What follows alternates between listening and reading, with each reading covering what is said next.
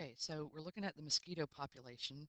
We're going to be talking about modeling equations and using the information um, using function notation today. So let's look at what we've got here.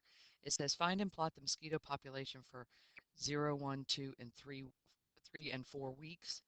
Okay, so if we have 1,000 times 2 to the w, that means our starting value is going to be at 1,000. So at 0, 1, 2, 3, 4, 5. So 1,000 would be this value right here.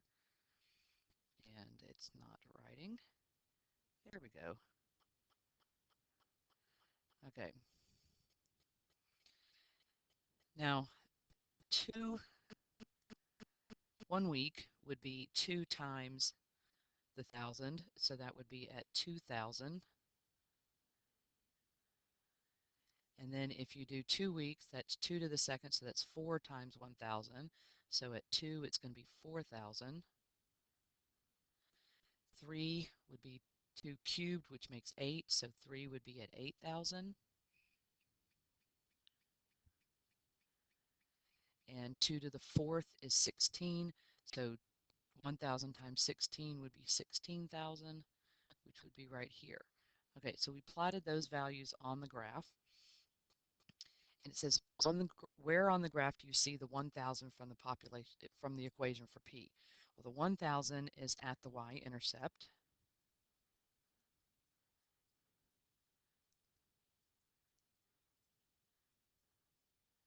Okay, and again, you can say that that's the initial mosquito population. It says, where on the graph can you see the 2 from the equation? So the 2 is shown in the change from one point to the next. It doubles from the previous value. So if you take 1,000 and double it, you'll see that it goes up to 2,000. If you take 2,000 and double it, it goes up to 4. 4,000 and double it, it goes up to 8. 8,000 and double it, it goes up to 16. So the 2 is found in the change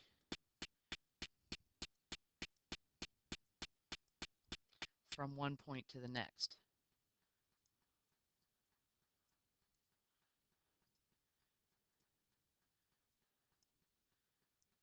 Okay, so the 1,000, the value in front, is the y-intercept, so it's found at a point, whereas the 2, this case the growth factor, is found in the change between the numbers. It's the change, you double it each time to get to the next value. Okay, so we're going to look at exponential functions using function notation. Now remember, function notation has the f of x instead of y, so we are replacing this number here would be what x equals. And then you plug it into the equation where the x is, and you simplify so that you can find f of that value and know what the answer would be. Okay, so it says the cost in dollars to produce 1 watt of solar energy is a function of the number of years since 1977, which the number of years would be considered t. From 1977 to 1987, the cost could be modeled by exponential function f. Here's the graph of the function. So here's our graph starting where 0 is at 1997. No, sorry, 1977. And year 10, since that's 10 years later, would be 1987. Now, looking at this, it says, what is the statement 9 of f is approximately 6 saying about this situation? Okay, so if we go to 9 on the x-axis, the value is 6. Okay, so this is saying that in 9 years,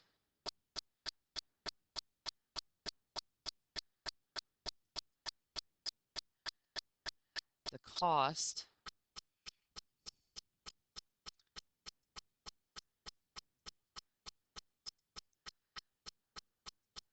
of producing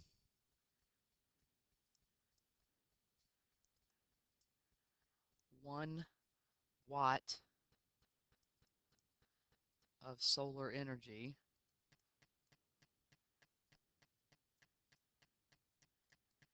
is $6.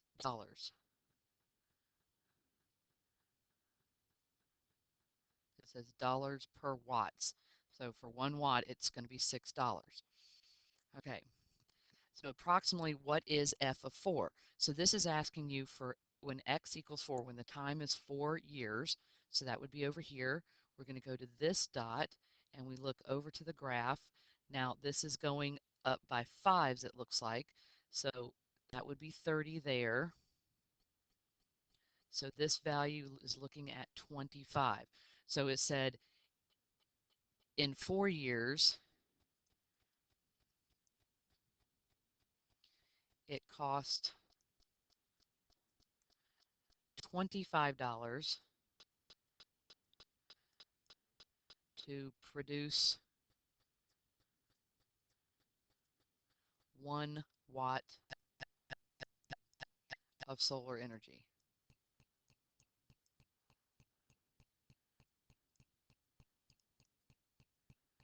Okay, now it says, what about F of 3.5?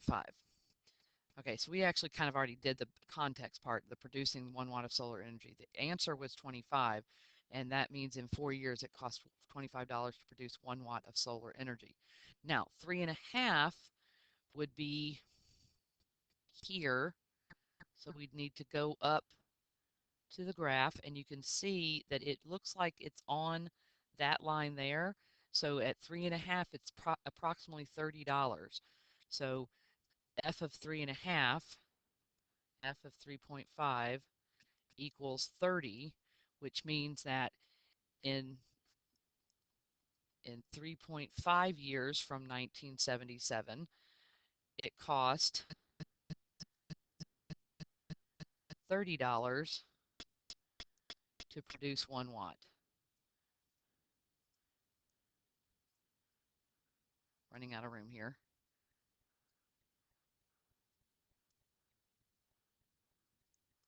Of solar energy.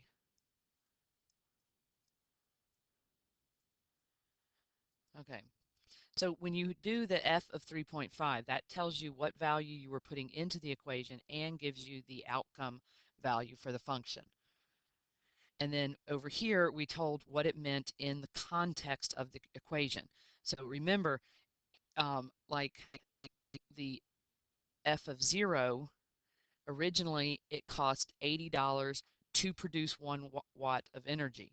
Now, you want to make sure that you include the information about what the topic is talking about when you're talking about in context or about this situation. Okay, you have to include the information, not just general information like this is the y-intercept or the original value. It's the original value of what, and what does that mean in this situation. Okay, so cost of solar cells. So again, it's still talking about the solar energy here. So it says when f of t equals 45, approximately what is t? In other words, what year or how many years since 1977 was it $45? So we need to go up to the graph and we need to find 45 on the y-axis, which would be here. And we're going to go over till we get to the dot. And then we're going to go down and it would be 2 years after. Okay, so t would equal 2 when f of t equals 45. Okay, so that basically is what we're asking here. And then it says, what does this value of t represent in this situation? Okay, t equals 2 is 2 years after 1977. Okay, because that's the time we're talking about here. The original year is 1977, and we're going from that. Okay, by what factor did the cost of solar cells approximately change each year? Okay, so what this is talking about is that fraction that we did before. So if we look at 1 year is at 60, the second year is at 45, okay, the first year or the 0 year is at 80. So if we go through and do our y2 divided by y1, we can figure out the factor, or how much in fraction form remains, okay, the remaining amount. So 80 is the y1, 60 would be the y2, so I'm going to put 60 divided by 80. Now, I'm going to go a little bit in more depth of reducing fractions because we have some people that are still struggling with that. So when you're looking at 60 divided by 80, you're looking for a common number that multiplies to give you both of these. So since both of them have a 0 on the end, we know that both of them can be divided by 10. So if we divide this by 10 and we divide that by 10, it literally is just taking off those zeros. So we're looking at 6 divided by 8. Now, both of these numbers are even, which means that you can multiply by 2. So what we're looking at here, in a sense, is kind of like what we did with the radicals. We take the 6 and we're saying, okay, well, that's 3 times 2, and 8 is 4 times 2. So if we get rid of the 2's on top and bottom, that common number, we're left with 3/4. Okay, so that is the common factor that is changed each year. So 3/4 of the factor of the amount is still there, remains. So 3/4 is the factor for the change. And remember, since this is going downward, this number has to be less than 1. So if you did this problem and you got a number bigger than 1, then you probably had it flipped upside down. Okay, let's do similar situation with growth of a city. Now, this is going to require some technology because it's got a 1.1 factor in here for the equation. So I'm going to open my calculator, and we'll put it down here so we can look at this first. It says the area covered by a city in square miles is a function A. Now, this is the area, so this is the outcome variable. That's why it's over here. It replaces the y. The number of years x since the city was surveyed in 1980. So x represents the number of years. 80 would be x equals 0. Okay, so x represents our number of years. So it says, what does a of 0 mean in this situation? A of 0 means the number of acres, oh, sorry, this is square miles, the number of square miles of the city in 1980. Okay, what is a of 5? So what we're doing here is we're going to take a of 5. That means in our equation, the initial square miles was 20 square miles. We multiply by 1.1 raised to the 5th power. Replace the x with the 5. Okay, so let's go to our calculator. I need to move it over a little bit. Okay, so 20 times 1.1 raised to the 5th power. So we have 32.2102. Okay, so that's 32.21. We'll round it to 2 decimal places, and that would be the number of square miles in 1985. That would be 5 years since 1980. So 32.21 square miles in 1985. That's what year 5 means. Okay, when a of x is 43, approximately what is x? Okay, so what we need to do here actually is to open a Desmos so we can graph this.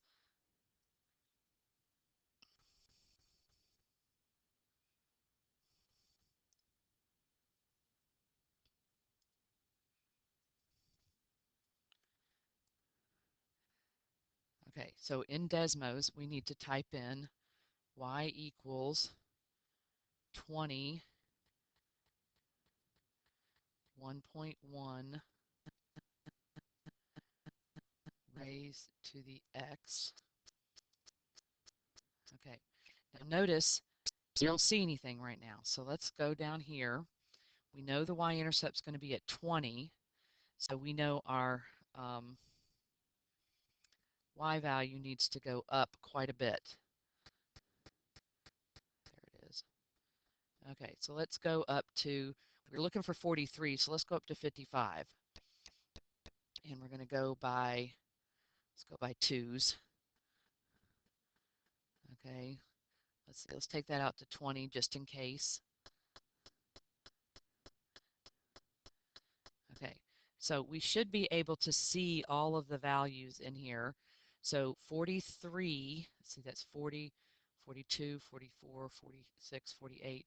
So 43 would be right in here. Let's do this. Let's do y equals 43. And I put a minus sign. There we go. Okay, so the value we're looking for is right here where they cross. So that's approximately 8.03 years. Okay, so that's what we're looking for. Somewhere in year 8, it's going to reach 43 square miles. Okay, so as we looked at the graph, like we said, a of x equals 43 in approximately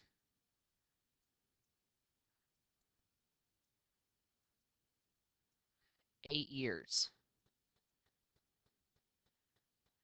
Okay, so in approximately 8 years, that means in 1988, that's 8 years from 1980, the city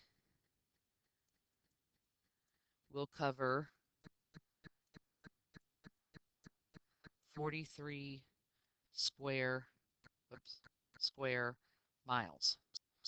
Okay, so that's what we're looking at here. That's what this means. The X value means in the year 1988. Okay, and the 43 is what it's going the square miles that the city will cover. So that's what we're looking at in this type of situation. What did these mean in context? Okay, so our last one here is the bacteria population. Now, before this, you are going to have time to work on the task. Now, the way I have this divided is task A has to be done by rows 1 and 2 in the classroom, and then they can pick either one of the other two. Task B has to be done by row 3, the people who sit in row 3, then they can do one of the other two. And then row 4 and 5, if necessary, if I have people in the back row, rows 4 and 5 have to do task C, and then they can choose one of the other two. Okay, so you've got these requirements that you have to do, and then you're going to do one other one of those tasks. Once you get both of those done, you're going to turn them in for a grade. Okay, so now that you've come back to this, we're going to look at this last problem to see how you did, to see if you're understanding what we're doing. Okay, so it says, what is the approximate value of f of 4.5? Now, we don't have an equation, so that's why we have to go over here. So since it's going up, let's see, 4 is here, halfway would be 5, so 4.5 is going to be this line. We're going to go up here. Now notice it's above this line here. Let's see, 1, 2, 3, 4, 5. Okay, so that's 500,000. So it's going to be above 600,000. That would be the 600,000. And it's the number of bacteria. Now, it's not quite at half, so I would probably say that that's going to be 625,000 bacteria. Okay, because it's not halfway, but it's probably halfway between those two, between half and a 0. So I would say 625,000 bacteria. Okay, approximately what is the day, the D, the day value, when the bacteria equals 400,000? So for this one, we want to come down here to 400,000. This is this line. And we're going to go across this line until we hit the graph. So it hits the graph right here. So when we go down from that graph, 9 is the middle number, so this would be 8.5 days. So it's approximately 8.5 days. It says explain what you would do using your usual graphing technology to be able to see f of 15 on this graph. Okay, so if we want to see f of 15, if we're using technology, we would need to expand our domain because this value represents the number of days. So especially if we knew the equation, we know the original amount, so we know that initial value, and we can calculate the rate of the factor, the common factor between these. So if we know those two values, we can come up with an equation. So what is that? 1, 2, 3, that's what, 1 million? Okay, so 1 million times, I've got 900,000 divided by 1 million. So take off 1, 2, 3, 4, 5 zeros, so that leaves me with 9 over 10. So basically what I did was I divided by 100,000, and that leaves me 9 and 10. So that's 9/10 is my factor to the x power. So if I put that equation into my graph and expand the domain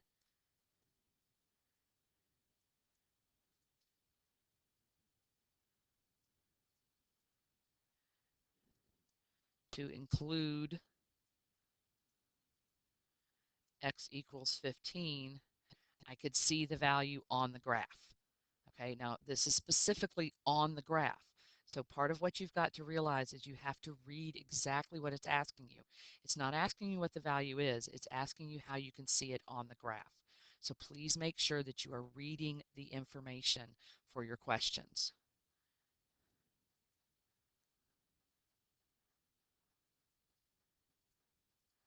Okay, and that is all for today.